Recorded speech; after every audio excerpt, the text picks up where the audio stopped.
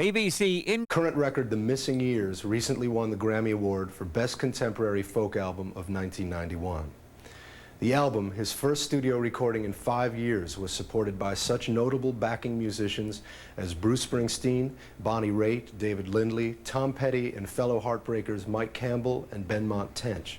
John recently co-starred in John Mellencamp's movie Falling from Grace and played with John in an all-star band called the Buzzing Cousins for the soundtrack. Here's an in-concert interview with the guy the critics call the new Dylan, John Prine. You've recently made your first feature film, Falling from Grace. What was that experience like for you? Well, John Mellencamp called me up and asked me to come in, and I said, "What's the part?" And he says, "It's my brother-in-law, the part that he plays. It's the lead character's brother-in-law." He said, "He's kind of a shiftless guy, a man of low self-esteem that can't hold his beer very well." So I went in and did a screen test for it, and they told me that night that I got the part for it. Were you worried that it was typecasting, the shiftless part? No, yeah, I'd rather be shiftless than be an ex-con.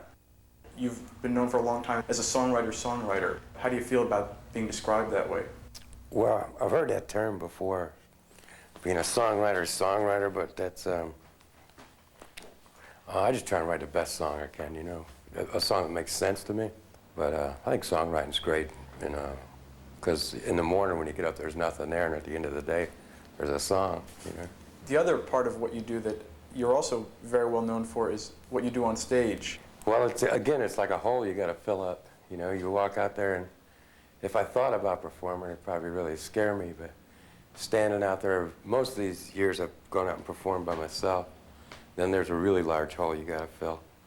And I just scratch my head a lot, light up cigarettes, and tell about a half of a story, and then go into a song.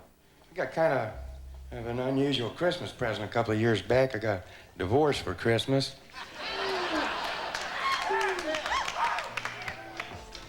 So I went out and bought an electric train, because I never had one before. I brought it back home and nailed it to the dining room table.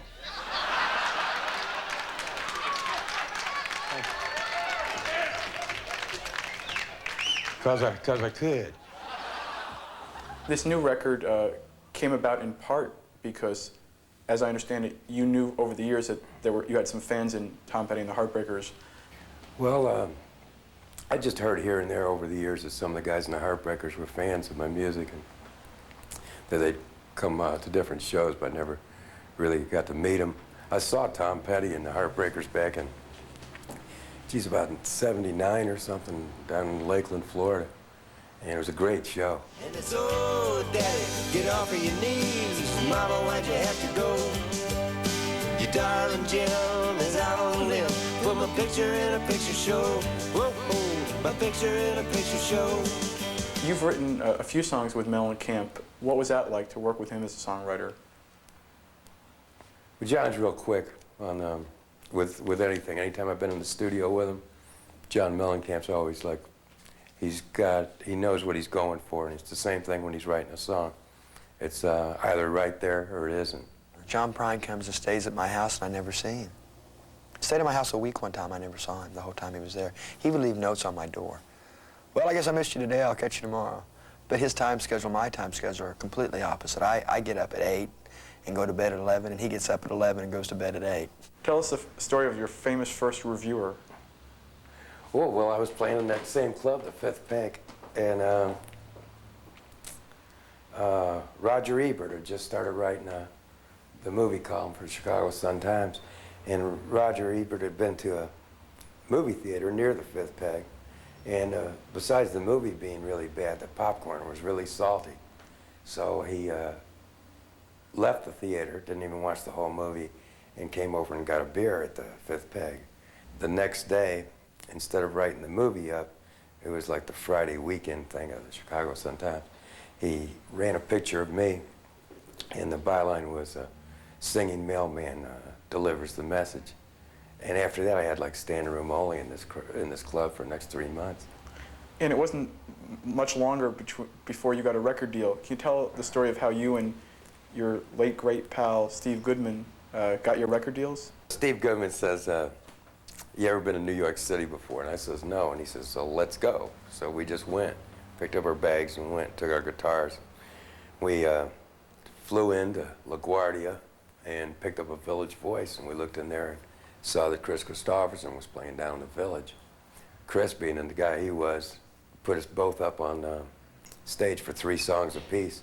And the audience was mainly press and record company people, execs from other record companies that had come to see Chris, and all music people.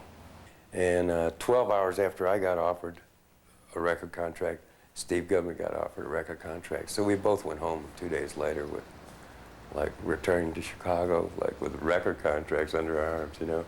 It was all pretty neat.